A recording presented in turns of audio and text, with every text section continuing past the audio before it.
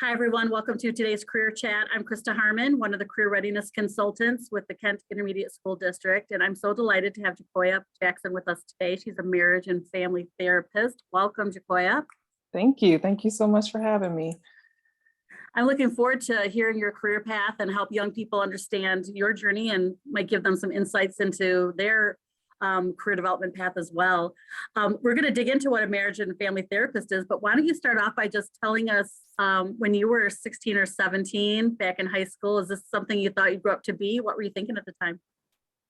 Yeah, this is exactly what I wanted to be at that time. As interesting as that sounds, I maybe made this decision when I was still in middle school. I saw a movie with a therapist on there and I said, oh, that looks fun. This is what I want to do. And I just kind of stuck to that. And here I am.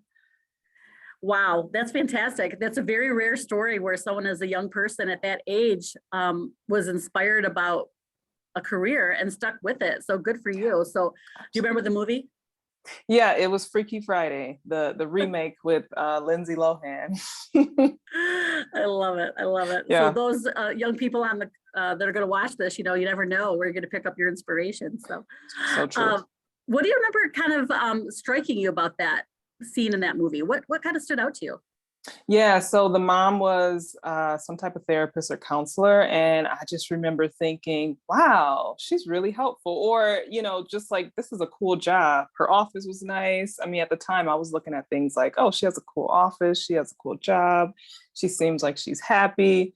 But I also knew at the time that I also really like to talk to people and figure out what's wrong and, try to help them solve their problems. So it was like that moment where I'm like, oh, I could do this for work. Yeah, that's fantastic. So even as a young person, you realized that you had maybe a special skill set in listening to your friends and helping them. And that made the connection for you. So that's Absolutely. fantastic. So as you're going through high school, did you ever like volunteer at camps or do anything like formal to start to foster this initial interest of yours to know this is where I want to go, this is what I should be doing, or what the kind of classes you took? Tell us about that. Yeah, yep. So I didn't do any official internship, but I do remember my first psychology class wasn't until my junior year of high school. And I loved it. I absolutely loved it. It was like a simple psychology 101 class. And I think that was the only thing that was related to psychology that was ever offered to me. So I took that chance to take that elective. Looking back, I wish there was more for me to do to get a little bit more immersed into it at that time. But the class was more than helpful in kind of solidifying that idea that this is what I wanted to learn or learn more about. Well, usually I'll ask this near the end, but looking back now, what would you have wanted to do? What would you like to recommend to even young people? I know it's a little early in our conversation, but since you brought it up. Yeah, absolutely. I would say if you have any type of idea or any path that you're leaning towards, to try to get into connection with somebody that's working in that field or working in that position as early as you can, just to get some real life exposure to what this really means to have this career. So that would be my definite word of advice for high schoolers or even middle schoolers that are kind of having a thought about this might be something that I'm interested in. That's great. Thank you. So here you graduate from high school, you have to go off to college to be a therapist. How do you even decide between like a therapist versus a PhD psychologist versus, some of the different categories of therapy? How do you even decide on that? So the good thing is that with this field, it's very broad. And so I didn't have to make any concrete decisions about exactly which path I took. So basically, I went and majored in psychology. So it was very broad. So I can do pretty much a lot of different things with this bachelor's degree in psychology. And then it wasn't until when I was looking into graduate programs that I actually had to narrow it down to figure out what specific population or specific degree that I wanted to pursue. So I think those 4 years studying psychology will kind of help you tease out which path you're going to take with this very broad field. I think that's so great that you point that out, JaCoyia, because so many young people have a lot of anxiety of having to pick that major and being stuck with it and not being able to change. And I love that you're sharing that psychology degree gave you some wiggle room and that you didn't have to make those decisions right away. So young people hear that. Yes, It's true. You don't have to figure it all out right away. And many of the role models we've had have talked about that. There's wiggle room in that undergrad level. Um, absolutely. so when you were in college, then how did you decide? What were some of your thought processes to start to narrow down what you wanted? Yeah. So I did have more opportunities to talk with like professors that were either they had their own private practice or maybe they were researchers, more so academia. So I was able to get a couple different viewpoints, and so that helped me to kind of narrow down what I knew I didn't want to do. So I knew I didn't want to stay in academia. So usually people that go on to get like PhDs are typically people that want to stay in academia. So I knew that that wasn't really something I was interested in. I did get involved with some research at the time, and that piqued my interest, but I also knew that I wanted to have more interactions with clients. And so that kind of left me with the clinical realm of psychology. And so that, I guess, kind of figuring out what you don't like or what you're not that interested in can help you narrow down some things that you are more interested in. So did you get your master's in like social work or psychology or counseling? Tell us Yep. what you did for So that. yeah, so this degree is it's pretty specialized. It's actually marriage and family therapy. That's the master's degree that I got from the program, and that came about because I knew that I wanted to work with clients, so I knew it had to be some type of clinical program, but also knew that I wanted to work with couples and families. That was kind of something that really piqued my interest, and so I could have went several different paths to get to this career, but I wanted to be in something that was very specialized. So I did some research online just to see like what does it take to become a couples counselor, and marriage and family therapy, MFTs. It just kept coming up, and I'm like, maybe I should look into an MFT program. And there's not a ton of MFT programs in the country, so that helped me to kind of very narrow down the schools and the programs that I applied to. And I love it, young people and educators, you learned a lingo today, MFT, marriage family MFT, therapist. I love that. yeah. So where did you land for college for your graduate degree then? Yep. So I went to Mercer University, that's down in Georgia, a small town called Macon, about an hour south of Atlanta. And that's where I chose. I actually had a choice between Mercer and Chapman University out in California. It's very interesting because I really wanted to live in California, and I went to see that program, took a tour of the campus, and it just didn't fit. The culture and everything just felt wrong for me.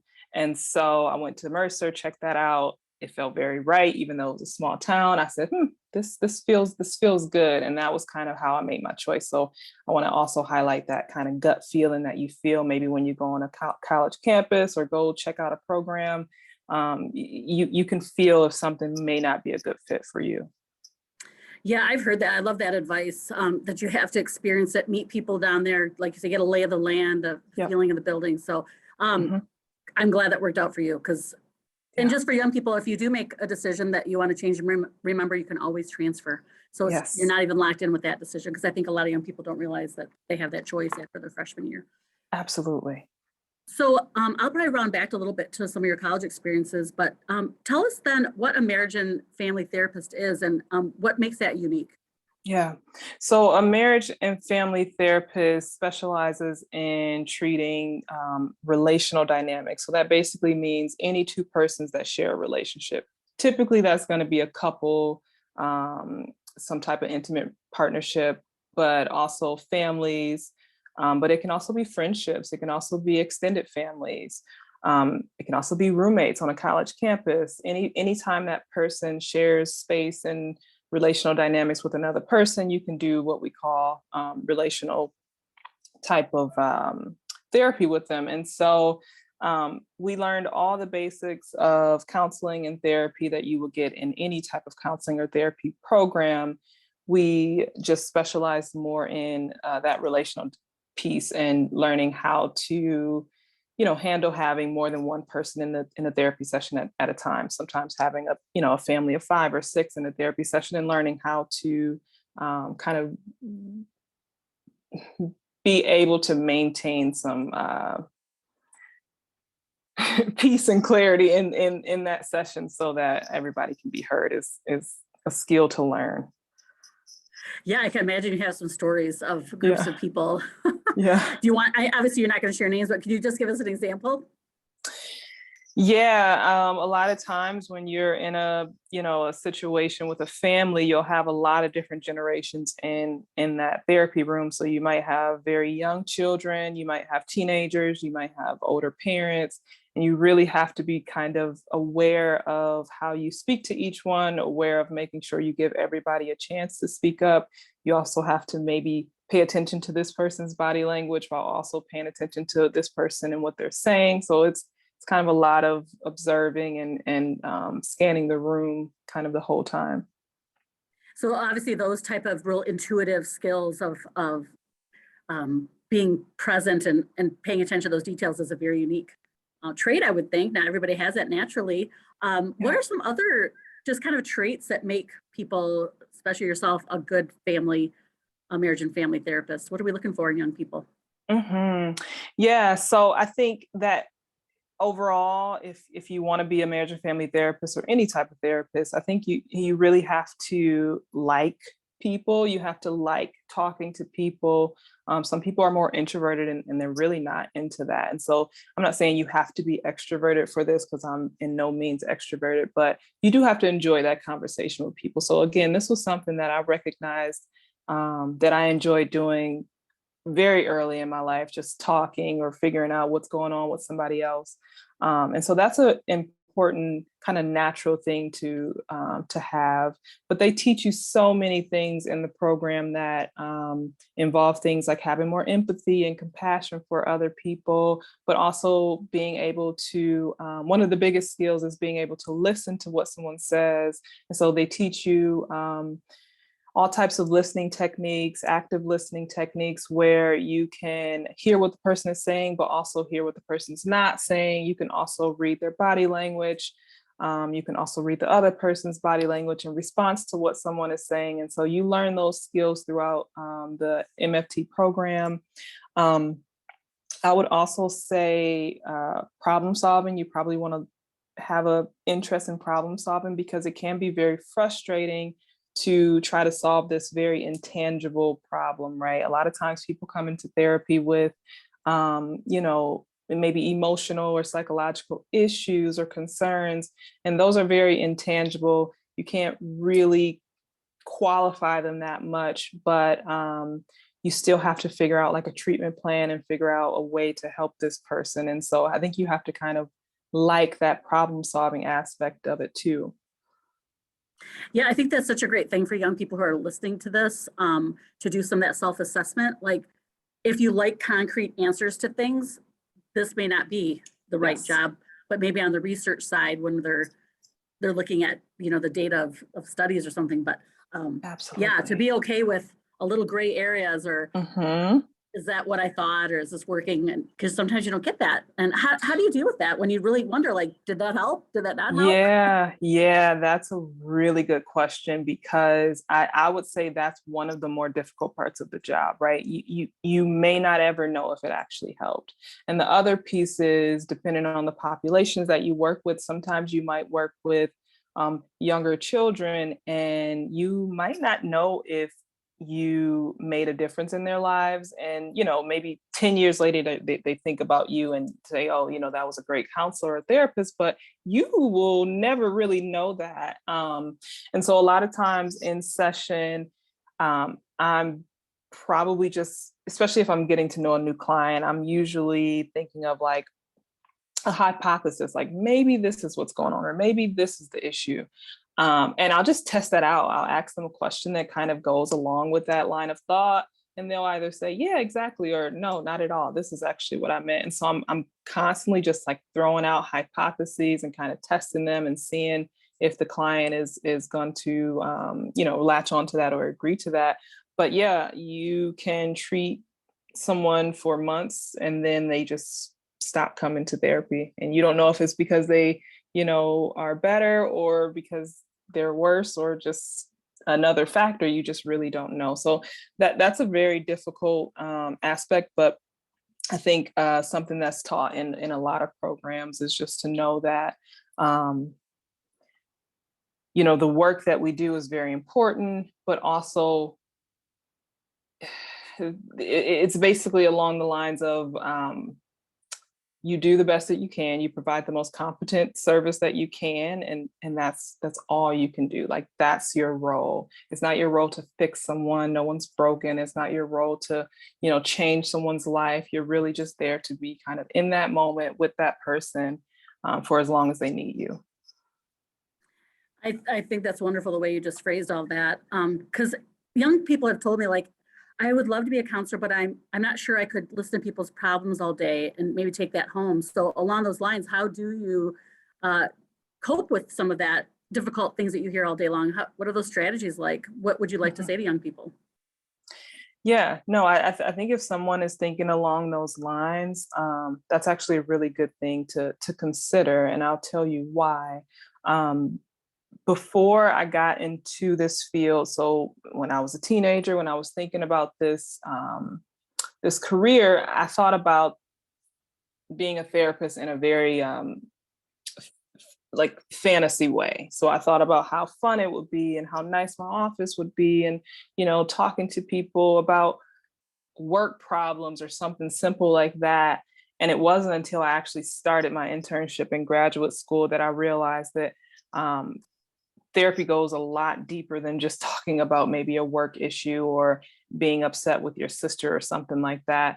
And I learned very early on that the majority of the clients that you will see probably have some trauma history. And so, yeah, you will get some just really hard to hear stories on a daily basis. And of course, there's things that you'll learn in graduate school of how to take care of yourself, that self-care piece of kind of leaving what you heard in the therapy room. I mean, you literally have to because of confidentiality. You can't talk about it, but also just kind of creating a healthier relationship with work that means, if you're thinking about it when you go home or on your ride home, having some strategies of like, distraction techniques or a podcast or listening to music or some type of affirmation that kind of gets you back on track as far as just being mindful about taking stuff home. But there is a piece that is difficult. Basically, when you hear these stories day in, day out, these very traumatizing stories, you tend to get desensitized to it. And so in a way, it's a way for our brains to protect us, right? If we're hearing these very traumatizing stories day in and day out, our brain basically starts to create this protective layer where we don't have as big of a shock factor to those stories anymore. And it's helpful in a therapy room. It's helpful to, be able to maintain that composure when you're hearing something, but that can trickle into your real life. And I've had times in my personal life where someone has told me something very painful or very traumatic, and I forget to react, and they can kind of become offended. And, that's something to talk about with loved ones. But I think that's a human thing that our brains do for us. So I don't necessarily know if I have any really good strategies that helped, except for just being very mindful of it and being very aware of it, right? Knowing that that is kind of just a part of the job, having that desensitized kind of viewpoint of certain things. And again, it's really a protective thing and a gift and a curse. So yeah, I hope I answered that question, because that's a tough one. That's a really tough kind of part of the job. And I think it's so important for young people to hear that, JaCoyia. I know that's a reality. And when you think about firefighters or police officers or, EMTs, they're dealing with very traumatic things. And I love that the way you explained it, that our brain does some of that coping for us. But but then, like you said, to be mindful of how that might affect relationships in your personal life. So I love how you Yeah. shared that. Thank you so much. Mhm. So going back then to the internships, because I know when we think about people in the nursing profession or being a dental hygienist, you're practicing on real people, and that's how you start to learn your skills during your internship or training. How does Mhm. that work for marriage and family therapists? Like, how do you practice and learn these skills?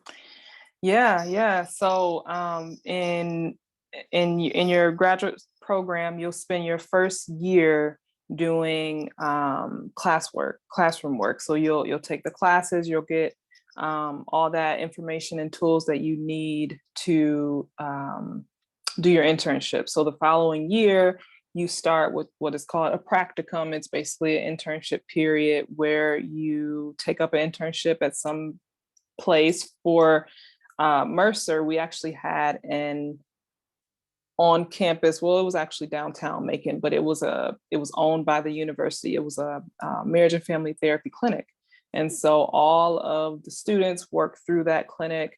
And that clinic was open to the public. It was open to the city for underserved populations. We had a sliding fee scale, meaning that you could pay as little as $1 or nothing for services. So it really helped the community, but also it gave the students a chance to practice some of the skills that we were learning. We always had supervisors watching us. So a lot of our sessions are recorded. Of course, the client is aware of that. They sign a form for that. But it's recorded so that if a supervisor, is not actually looking at the session, we could play this back in what we call supervision, and the supervisor can kind of tell us what things we, could do better, or what things we did do well. And yeah, there's always like a clinical director there just in case there's ever an emergency or something that feels a little bit out of our grasp for students.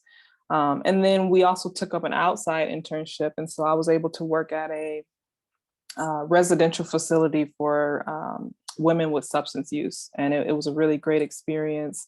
But yeah, they give you a chance to kind of just go right in there and get your hands dirty, and that's really the best way to learn. I think you could read about therapy all day, but until you're in that room and you're feeling that exchange with somebody, that's when you really grow and learn as a therapist. Did you ever think, oh my gosh, what I get myself into? Yes. Yes.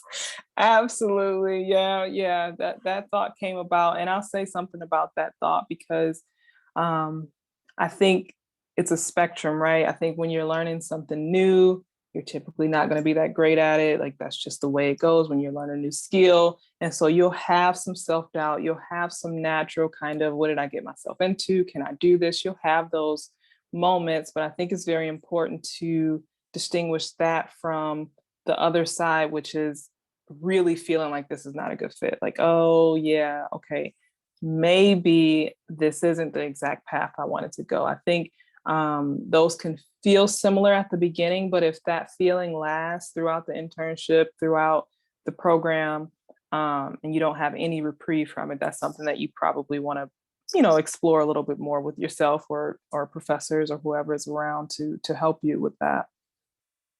I think that's so important that you're sharing that, because for all young people watching this or listening, it will be hard making that transition from school to real work, and you don't know what you don't know, and just to know that's normal.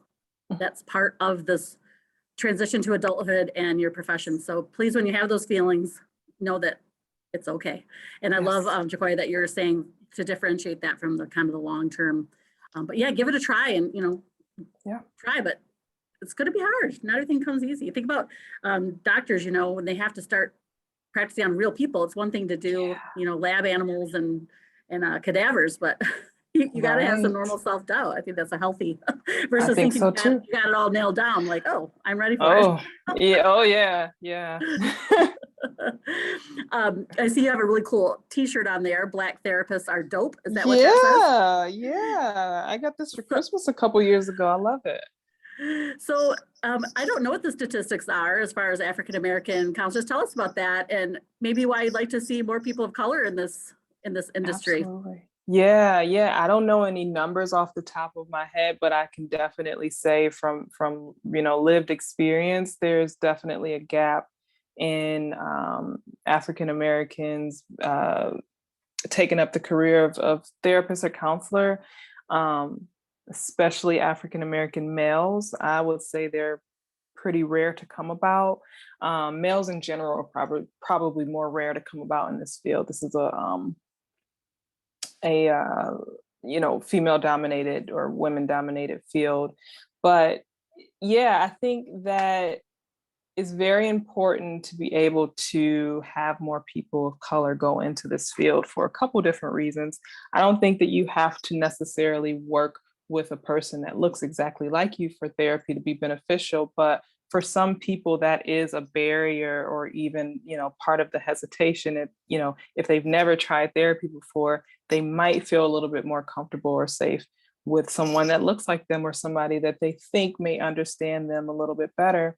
And so being able to have options for that, because the other piece is that even if someone looks like you, it still might not be a good fit, right? And so if you only have one maybe person of color in the community that you have access to, then you can't really figure out, like, if this person isn't a good fit, it's not like you can just go to another Black therapist if they're not available. So I think I would encourage, anybody that's interested in this, any person that's of color that's interested in this, to really look into pursuing this, because we need more people of color in this field, just so people can have more options. Because you can get into a therapy room and just not fit with the therapist and think that therapy isn't good for you or therapy won't work. And in reality, it was just not a good fit for that therapist, which is very common, right? Everybody doesn't mesh with everybody.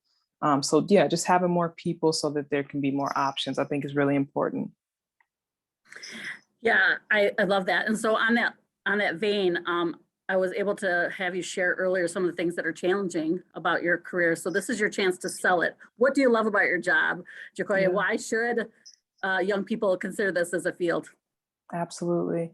Yeah. So I think if I want to talk about like the perks of it, it's a very flexible job. So right now I work at a private practice. I make my own schedule. I take Thursdays off every week. I don't work Monday mornings. I don't work Friday evenings. And I'm able to do that every single week for my schedule. So it's a very flexible job, especially if you're working in a private practice.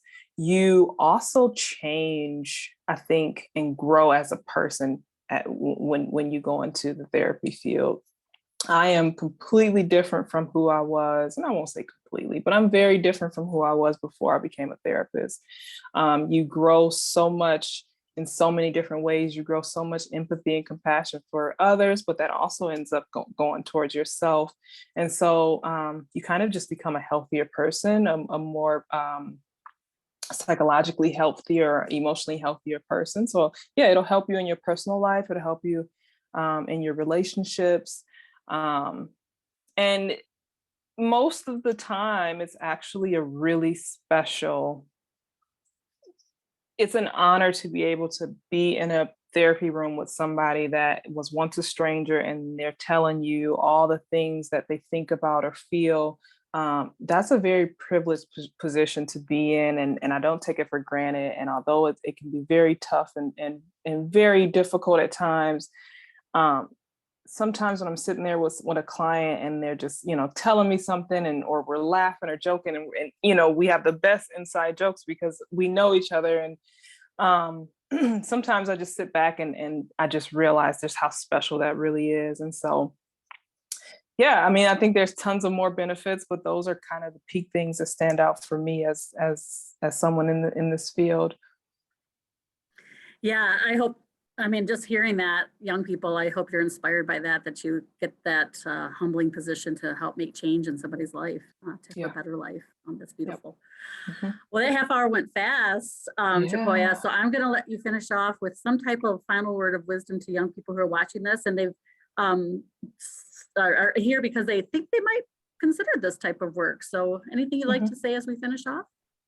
Yeah, I'll just like to reiterate that if you can talk to someone, even if it's, you know, a complete stranger and you just reach out to them because they're a local therapist in the community or something, just to get a better idea of their day to day and if that's something that you're interested in. But I also want to drive home the point of um, this decision to choose a career, to choose a college, to choose a path forward can be very overwhelming. And it doesn't have to be permanent, right? I think there's a shift kind of in thought nowadays of sometimes you can have one, two, three different careers in a lifetime. And so if you choose this path and it works out, you know, great. If you choose it and it works out temporarily, great. If you choose it and then you realize it's not for you, that's okay too. You can always change and move on. I think if you pursue this, at least get through the bachelor's degree, even having any type of bachelor's degree, you can probably translate some type of skills into another field.